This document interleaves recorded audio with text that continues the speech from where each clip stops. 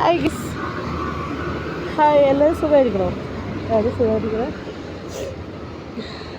കടയിലിരിക്കുക. രണ്ടു ദിവസം തൊണ്ടവേദനയായിട്ട് കുറച്ച് കടയൊക്കെ ലീവായിരുന്നു.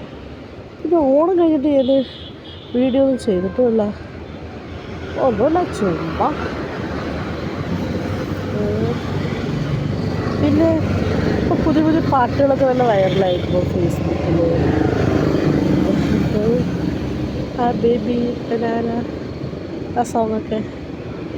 പിന്നെ ഇങ്ങനെ ഫേസ്ബുക്ക്, ഇൻസ്റ്റാഗ്രാമും അങ്ങനെ എടുത്ത് അങ്ങനെ നടക്കും.